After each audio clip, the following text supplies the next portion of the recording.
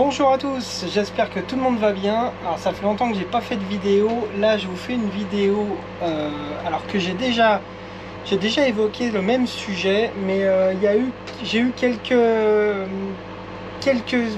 j'ai un peu changé d'avis par rapport à la vidéo précédente que j'avais fait sur le sujet, sur ce sujet-là. On va parler des climatisations de camping-car et caravane. Alors on est en pleine canicule. Je dis ça parce qu'évidemment dans quelques jours, mois, années, la vidéo n'aura plus le même impact. Mais là on est en pleine canicule. On est le 24 juin 2026. Il fait une chaleur à mourir. On est dans une vague de canicule. La France est en rouge, en vigilance rouge sur 80% du territoire, je sais pas combien. Enfin bref, la plupart de la France métropolitaine est en rouge. Aujourd'hui en Charente-Maritime il prévoit 42 degrés. On est vraiment sur des températures extrêmement chaudes et là la clim prend tout son sens. Alors j'ai eu pas mal de messages sur la vidéo précédente. Il y a des gens qui sont vraiment anti-clim et qui ça rend un peu du coup limite un peu agressif. Les anti-clim, regardez pas ce genre de vidéo, c'est pas la peine, ça sert à rien, c'est un peu vous faites mal. Non, ça c'est pas voilà. Nous, je pense que ceux qui regardent et moi inclus évidemment, moi j'aime pas souffrir, je suis pas sadomaso, donc moi la clim pour moi c'est vital en été quand il fait une canicule, c'est vital. Après bon, quand on peut pas, mais quand on a la possibilité d'avoir une clim, ça me semble c'est comme les gens qui roulent les fenêtres de voiture ouvertes par 40 degrés, je comprends pas. Quand on a la clim, on s'en sert. Enfin bon, après voilà, ça c'est, il y a des gens, on n'est pas tous faits du même moule. Il y a des gens qui sont anti-clim, c'est comme ça. Bon, vous l'aurez compris, moi c'est pas mon cas, donc je préfère ne pas trop m'étendre sur le sujet. La vidéo précédente, j'avais mis en avant la clim de fenêtre. Alors la clim de fenêtre, alors évidemment je précise, hein, je parle de camping-car caravane, pardon, je parle pas de maison. Les clims de fenêtre, pour ceux qui connaissent pas, c'est ça. Voilà, c'est une clim qui va se mettre, comme son nom l'indique, sur la fenêtre de votre camping-car et qui va, voilà, là on voit bien, il y a une partie donc en extérieur et en intérieur et une partie qui va être à l'extérieur. Là vous voyez, on voit les deux trucs, il y a deux appareils différents. Alors ça, moi dans la vidéo précédente, j'avais vraiment mis ce modèle là en avant, enfin pas celui-là, mais ce type de clim en avant. Pourquoi? Parce que je venais d'en acheter un en remplacement d'un autre. Alors le premier était vraiment pourri, et le deuxième j'en étais content parce que, bon, par rapport au premier, il était bien. Maintenant là, j'ai des amis sur le camping où je suis actuellement, qui ont un certain âge, et qui m'ont dit, on a vu ta vidéo, tu conseilles cette clim, on va l'acheter. Et là, ça m'a fait un petit peu, réfléchir. Les gens qui m'ont dit ça, c'est des gens un peu âgés qui vivent dans leur camping-car à l'année. Et là, je leur ai dit non, je leur ai dit faites pas ça, n'achetez pas ça. Ils m'ont dit bah pourtant dans la vidéo tu dis que c'est bien et tout. Donc c'est pour ça que je me suis dit il faut que je refasse une vidéo pour éclaircir un petit peu le truc. Alors oui, c'est bien les clims de fenêtre, mais c'est bien, mais il y a des mais. Déjà, si vous êtes âgé, c'est pas, je suis désolé ça va peut-être pas plaire à certains voilà, mais si vous êtes âgé, c'est pas bien. Il faut savoir que l'ensemble pèse 20 kg, à peu près 20 kg, entre 18 et 22, ça dépend des modèles, mais ça pèse dans les 20 kg. À bout de bras, à mettre à une fenêtre de camping-car, comme ici ou là on peut pas, mais comme ici ou là, je vous assure que nous déjà, je le faisais, moi je l'installais avec ma femme. On avait une quarantaine d'années hein, quand on l'utilisait, c'est pas très vieux. On en chiait, hein. Déjà on en chiait, je vous assure que c'était pas évident, c'est lourd, la position elle est très inconfortable pour mettre ça, pour l'installer. Honnêtement, je vous dis, pour des gens d'un certain âge, c'est pas du tout l'idéal. Mais vraiment, c'est vraiment pas l'idéal. Donc ça c'est déjà un premier point. En plus, alors si vous faites des sauts de puce comme on dit, que vous allez d'un endroit à un autre, et que vous êtes tout le temps en train de changer de camping, alors là déjà c'est mort, hein, parce que là vous n'allez pas arrêter de l'enlever, de la remettre et vous allez péter une case. C'est vraiment adapté à des gens qui restent pendant des mois au même endroit, enfin des mois, des semaines, des mois, mais c'est pour des gens vraiment, nous on restait 4 mois dans le même camping, là ça allait. Si on avait dû la retirer toutes les 2 semaines, non, c'est pas possible, c'est galère quand même, c'est un peu galère. Donc c'est pour ça que quand ils m'ont dit ça, je leur ai dit non. Alors, il y a un deuxième inconvénient. Là, la mienne, la première, j'avais pris 3000 BTU. Donc le BTU, c'est l'unité de mesure en fait de la puissance frigorifique. 3000 BTU pour un camping-car. Nous, notre camping-car, c'était un pilote P700, donc on était sur 7 mètres. Le 3000 BTU, ça ne refroidissait que dalle. Honnêtement, c'était vraiment, ça refroidissait, mais c'était nul. Franchement, c'était nul. La deuxième, parce qu'il n'y a que 2 modèles, il y a du 3000 et du 5000. Donc on est passé sur la 5000 pour la deuxième, évidemment. Et c'est pour ça que je disais qu'elle était bien. Parce qu'effectivement, la 5000, niveau refroidissement, ça allait mieux. En plus, elle avait le truc qui s'orientait tout seul. Il y avait une application mobile, on pouvait tout régler depuis l'application. Enfin, c'est vrai qu'elle est pas mal. Mais la mise en place est une vraie galère et le refroidissement est quand même limité. Ce que je veux dire, c'est que nous, dans notre camping-car, comme dans énormément de camping-cars, il y a une porte de séparation qui sépare la chambre du reste du camping-car. Alors, nous, on arrivait à avoir vraiment une température très agréable, mais attention, porte de séparation fermée. Donc, on n'était pas sur l'intégralité du camping-car de refroidi, hein. Quand on ouvrait la porte et qu'on laissait le camping-car ouvert, on était déjà sur un refroidissement qui était un petit peu plus discutable. C'était déjà moins bien. Mais ça avait quand même le mérite, effectivement, de comparer à la 3000, c'était quand même, ça refroidissait quand même, faut être honnête. Mais je précise encore autre chose, il ne me semble pas qu'on avait atteint des températures comme là. Attention, là on est sur 42 degrés cet après-midi de prévu. Voilà, là il est, vous voyez, je vous mens pas, hein, il est 11h. Il est 11h et il fait déjà à l'extérieur, il fait déjà 36 degrés. D'accord, il me semble pas qu'on était sur des températures aussi élevées. Donc honnêtement, je reviens un petit peu sur ce que j'ai dit, la clim de fenêtre, c'est bien parce que c'est pas cher, donc le rapport qualité-prix, effectivement, il est intéressant. Là, les amis dont je vous parle, c'est surtout ça. Ils me disent, ouais, mais ça coûte 500 balles et tout. C'est ça qui les attire surtout. Donc oui, c'est vrai, c'est pas cher. Maintenant, moi, comme je leur ai dit, pour des gens qui vivent à l'année dans le camping-car, l'hiver, ils passent l'hiver au Maroc ou en Espagne, donc ils sont dans des endroits où il fait quand même très chaud, je leur ai vraiment, mais vraiment déconseillé totalement cette clim. Pour moi, c'est pas du tout adapté à la fois à des températures très élevées comme on peut avoir au Maroc ou en Espagne, et à la fois à des gens d'un certain âge qui vont galérer à l'installer. Donc c'est pour ça que je préfère refaire une vidéo pour un peu recadrer le truc, parce que oui c'est bien, mais si vous restez au même endroit pendant vraiment très longtemps, et que vous êtes en capacité physique de soulever des trucs lourds, et que vous êtes deux, parce que tout seul c'est même pas possible, hein. Tout seul c'est une vraie galère. Donc il faut au moins être deux, et être deux avec des capacités physiques à pouvoir soulever un truc à bout de bras, enfin dans des positions quand même assez inconfortables. Voilà, donc c'est quand même un gros inconvénient. Donc le gros avantage de ces clims, c'est le tarif, ça c'est indéniable. Vous voyez là, celle-ci, on est sur un prix de 549 €, donc ça, effectivement, niveau prix, c'est imbattable. Les clims de toit maintenant. Alors je vais vous dire aussi pourquoi je refais cette vidéo, parce que j'ai vraiment changé d'avis sur certains trucs, et maintenant, vraiment pour moi, le top du top, honnêtement, je sais plus trop ce que j'avais dit dans la première, c'est une vidéo qui date de... je sais plus, elle a 1 an ou 2, j'ai pas regardé, j'avoue. Je sais plus vraiment laquelle j'avais mis en premier. Mais là, vraiment, pour moi, le top du top, c'est la clim de coffre. Je vous le dis direct, c'est la clim de coffre. On a testé les 3, donc je pense être bien placé pour savoir, pour en parler. Le top, c'est la clim de coffre. Donc la clim de fenêtre, je vais pas revenir dessus, on en a parlé. Pas pratique, blabla, lourd, chiant à mettre, et voilà.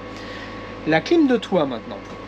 Alors la clim de toit, c'est ce que j'ai actuellement dans notre nouvelle caravane. On a vendu notre camping-car, on a acheté une caravane, une hobby, donc une caravane de gens du voyage, pour parler poliment, caravane de gens du voyage. Donc c'est des caravanes super bien d'ailleurs, je ferai une vidéo là-dessus. Je ferai sûrement une vidéo sur la caravane parce que franchement, je comprends pourquoi les gens du voyage choisissent Hobby, c'est vraiment génial, enfin bref. Donc voilà, là on est sur une climatisation, donc ce qu'on appelle climatisation de toit. Donc ça, le bloc, il est sur le toit, évidemment, hein, le groupe frigorifique est sur le toit. Et donc là, on a, vous voyez, un écran, on est à 25, enfin c'est réglé, c'est marqué 25. On a des grilles d'aération ici, ça sort des deux côtés. Ça sort assez fort quand même, ça pulse bien, le ventilo est très efficace. On a une télécommande, donc comme une clim de maison, hein, où vous pouvez régler la température, le fan, tout ça. Donc sur le papier, ça c'est absolument génial. Maintenant, je vais vous dire en fait où est le problème. Vous voyez où elle est? Elle est au-dessus du lit. C'est comme ça très souvent. De toute façon, même si elle n'était pas au-dessus du lit, elle n'en serait pas loin. On est dans une caravane, elle va pas être à 10 mètres du lit, hein. Elle est forcément pas loin du lit. Et le problème, il est là. Alors attendez, je vais vous montrer. On va plutôt vous faire écouter.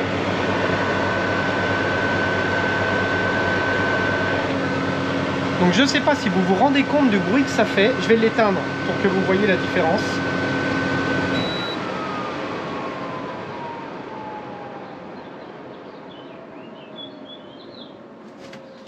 Voilà. Ça fait un bruit d'enfer. Mais c'est la nuit, c'est infernal. Alors moi je dors avec des boules caisses pour diverses raisons. Je m'en fous. Ma femme elle dort pas avec des boules caisses. Là je suis obligé de la remettre parce qu'il fait tellement chaud, je vais crever de chaleur, donc je suis obligé de la rallumer. Mais ça fait un bruit infernal.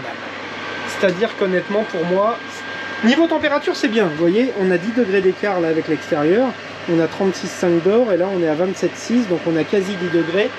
Honnêtement, niveau capacité frigorifique, on est pas mal. On est bien. Mais alors le bruit, là je pense que vous l'entendez derrière moi, hein, c'est infernal. Hein. C'est franchement infernal. Ça fait un bruit d'enfer.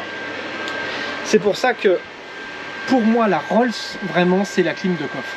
La clim de coffre, vous allez la foutre là-dedans, hein, dans les coffres de votre caravane ou de votre camping-car, hein, sous les sièges de la dinette, ou enfin là où il y a de la place, ou dans la soute. Vous pouvez également la mettre dans la soute. Et là, vous allez être nickel. C'est-à-dire que la puissance frigorifique, vous allez être très élevée. Regardez celle-ci par exemple.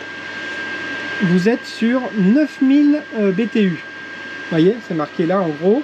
9000 BTU. Il faut savoir que celle dont je vous parlais là, la clim de fenêtre que je trouvais niveau froid, je la trouvais correcte, elle faisait 5000 BTU. Là on est sur quasi le double. Donc autant vous dire que là on est sur de la véritable clim. Et encore une fois, je le précise à chaque fois, je n'ai aucun partenariat. Je me vous achetez ce que vous voulez, ça m'est complètement égal, je n'ai absolument aucun intérêt dans l'histoire. Mais vraiment, on est sur une climatisation qui pour moi est vraiment l'idéal. C'est-à-dire que le bruit, il va être quand même énormément réduit par le fait que la clim va être enfermée dans le coffre ou dans la soute. Donc vous n'allez pas avoir ce dérangement là de bruit qui est infernal. Là je vous jure que pour regarder la télé, mais je vous jure, on met le son à 100, à fond. C'est 100, on met le son à fond. C'est véritablement infernal. Je rassure tout de suite les rageux qui vont dire ouais t'emmerdes tout le monde. Non, la caravane est très bien insonorisée, de dehors on n'entend rien. D'ailleurs il y a aussi le bruit. Le bruit de la clim de fenêtre, j'ai oublié d'en parler. Je me suis fait engueuler par certains qui exagèrent un petit peu, mais ils n'ont pas totalement tort sur le fait que c'est vrai que les clims de fenêtres, pour les voisins, c'est pas cool. Ça fait beaucoup de bruit également. C'est vraiment... alors là, ça fait du bruit, mais c'est nous qui le subissons. Parce que celle-là, c'est une clim qui est censée être silencieuse. Et effectivement, dehors, c'est vrai, on n'entend rien. Par contre, dedans, je peux vous dire que, vous voyez, c'est autre chose. La clim de fenêtre, ça va être l'inverse. Dedans, ça va, on n'entend pas grand-chose, mais alors dehors, ça fait quand même du bruit, c'est vrai. Donc c'est vrai que pour les gens qui sont à côté, c'est vrai, c'est pas top top.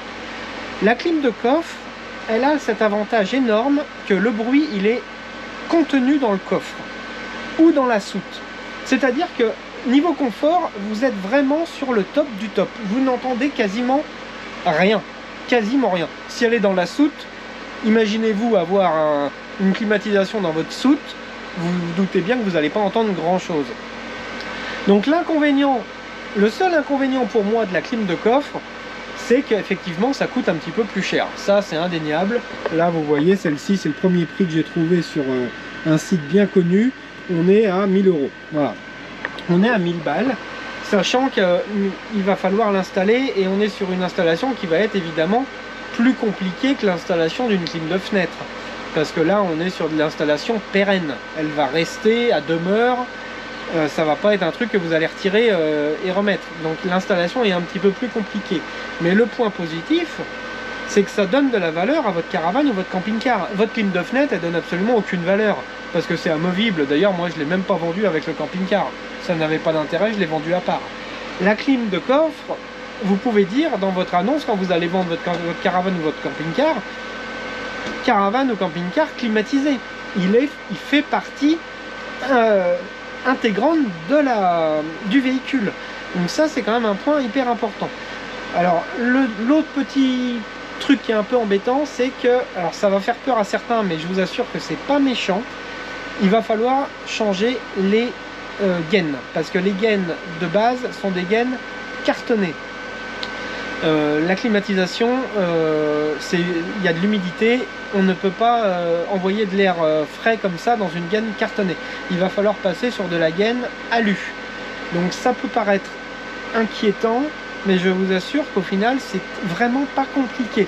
Nous les gaines là, elles passent tout le tour du lit là, elles arrivent ici derrière, je sais pas si on la voit là, elle est enfermée dans le truc en bois là. Elle passe ensuite ici, donc là vous voyez, hein, on est sur de la gaine carton. Voilà. Elle va sous le lit et elle termine ici dans les toilettes. Elle termine là. Donc ça c'est de la gaine carton. C'est la gaine que vous avez dans toutes les caravanes ou camping-cars normalement, à part les modèles très haut de gamme où vous avez déjà la clim en général. Donc vous allez avoir ce type de gaine carton. Donc ces gaines là pour la clim ça ne va pas. Donc il va falloir les remplacer. Vous les remplacez par de la gaine alu. C'est des gaines alu, ça coûte que dalle, hein. C'est vraiment pas cher, hein. Moi je l'ai fait sur la mienne à certains endroits parce que la gaine était abîmée. Certainement parce qu'ils avaient certainement dû d'ailleurs brancher une clim, parce que les gaines étaient moisies. Enfin le carton par endroit était moisi, était pourri. Donc je pense qu'ils avaient certainement dû brancher une clim dessus. Donc il faut les remplacer par de la gaine alu. Là, ça doit coûter dans les 5, je sais pas, 5-10 balles le mètre. Enfin c'est vraiment, voilà, c'est vraiment pas très cher. Surtout que dans une caravane ou un camping-car, il en faut pas 100 mètres. Hein, donc c'est pas le truc le plus coûteux. C'est un peu de boulot parce qu'effectivement il va falloir remplacer toutes les gaines partout. Mais je vous assure que niveau confort, c'est le top. Là, mais vous vous rendez compte le bruit que ça fait? C'est infernal, honnêtement c'est infernal. Nous ça fait 3-4 jours là qu'on vit avec la clim comme ça, allumée non-stop du matin au soir. Je vous assure que le peu de moments le matin très tôt où on l'éteint, ça fait du bien hein, de plus entendre ce bruit infernal. Hein. Ça fait énormément de bruit. La clim de coffre, je vous jure que si j'avais le choix, enfin si je pouvais la remplacer, si on garde la caravane, je pense que je vais la remplacer et je ferai une vidéo dessus pour vous montrer. C'est vraiment hyper simple. Il y a tout est inclus avec. Il y a juste le côté câblage à installer. Donc il va falloir tirer un câble du 220 qui va venir à la soute. Sachant qu'en général dans la soute vous avez une arrivée déjà d'électricité. Souvent dans les soutes il y a une prise électrique. Donc c'est vraiment pas compliqué d'arriver à choper du 220 pour brancher la clim. Il va falloir également faire un petit trou pour évacuer les condensats d'évacuation d'eau. Ça c'est pareil, c'est rien du tout, hein. Un petit trou, vous mettez le tuyau, ça évacue. Voilà, honnêtement c'est le top du top. La clim de coffre pour moi c'est le top du top. Oui c'est cher, mais je pense qu'honnêtement à la revente c'est pas au final l'argent se récupère. Tandis que les autres, alors si celle de toit, oui, vous allez me dire, c'est pareil, ça se récupère aussi quand vous allez vendre la caravane ou le camping-car. C'est vrai, mais le bruit est infernal. Je vous assure que le bruit est infernal. Là, je vous dis, je sais pas, la vidéo, je sais pas si on se rend compte, mais je vous assure que, putain, là, moi, je suis obligé d'élever la voix pour vous parler, là. Ça fait un bruit d'enfer. Bon, après, peut-être qu'elles font pas tout ce bruit, là, je dis pas, hein. Mais c'est quand même extrêmement bruyant. Donc voilà, je voulais refaire une petite vidéo pour refaire un petit point là-dessus. Clim de fenêtre, je reviens un peu sur ce que j'ai dit. Enfin, c'est pas que je reviens sur ce que j'ai dit, mais disons qu'il y a un public pour tout. Et la clim de fenêtre n'est pas adaptée à un certain public. Et là, j'avoue, c'est mes voisins qui m'ont un peu fait penser que tout le monde n'avait pas 20 ans non plus. Et que pour certaines personnes, la clim de fenêtre, c'est vraiment pas adapté. Honnêtement, c'est vraiment pas adapté. Donc si vous avez les moyens, au niveau argent d'ailleurs, la clim de toit va être dans les mêmes prix hein, que la clim de coffre. Donc c'est vraiment, en fait voilà, si vous hésitez entre les deux, n'hésitez plus, clim de coffre à 100%. Vous verrez que c'est vraiment le top du top. Et vous dormirez de manière confortable, sans bruit. Donc évidemment, j'ai parlé des gaines. J'ai pas précisé, mais bon, je pense que c'est évident. Du coup, la clim va sortir partout, par toutes les sorties que vous avez dans votre caravane. Non, là, il n'y en a pas. Là, voilà, ça va sortir par toutes les gaines, en fait, d'aération que vous allez avoir. Celle-ci, voilà. L'air froid va sortir par toutes les gaines. Donc en plus, la distribution de l'air froid va être bien répartie partout. Pas comme une clim de fenêtre où ça va souffler uniquement devant. Là, ça va vraiment bien être réparti. Évidemment également, en général, c'est des clims qui sont réversibles. Ça va faire chauffage en même temps. Donc vous allez pouvoir supprimer ce que vous avez, si vous avez un Truma ou un Webasto ou un truc qui ne fait pas l'eau chaude, mais qui fait uniquement le chauffage, vous allez pouvoir également le supprimer, à moins que vous vouliez vous en servir quand vous roulez évidemment, enfin quand vous n'êtes pas branché évidemment, là c'est autre chose, mais je parlais pour les caravanes en particulier. Pour les caravanes, bah, vous allez pouvoir supprimer le fameux poêle Truma qu'il y a dans la plupart des caravanes, puisque du coup vous n'en aurez plus l'utilité, puisque vous aurez la clim réversible chaud-froid. Voilà. J'espère que cette petite mise au point est un petit peu ouais, remise à niveau, parce qu'il y a eu quand même, c'est vrai, des petites, dans mon esprit, des petits changements par rapport à ça. Donc j'espère que ça vous sera utile. Si on veut synthétiser, top du top, clim de coffre, clim de toit je dirais en deuxième, et clim de fenêtre en troisième. Clim de fenêtre, vraiment l'avantage c'est le prix. On est vraiment sur quelque chose de pas cher. À 500 balles vous avez une clim. Après voilà, à installer, c'est emmerdant. Et c'est bruyant pour les voisins. Je le dis pour ceux qui vont encore me dire ouais, tu penses pas aux gens à côté. Vous savez, je pense que dans 10-15 ans, tout le monde aura la clim. Il fait tellement chaud maintenant certains étés. J'ai eu un monsieur ou une dame, je sais pas qui c'était, qui m'a envoyé un message en me disant si vous voulez pas avoir chaud, vous avez qu'à rester chez vous. Bon, voilà. Donc je pense que c'est pas incompatible de partir en vacances et d'avoir d'être quand même dans un confort correct. Je pense qu'il n'y a pas d'incompatibilité. Donc bon, il y a des gens un peu anti-clim tout simplement. Je pense que c'est simplement des gens anti-clim. Bon là il parlait plus pour le bruit. Je reconnais que c'est vrai que le bruit peut être dérangeant. Donc, bon, merci en tout cas de m'avoir suivi.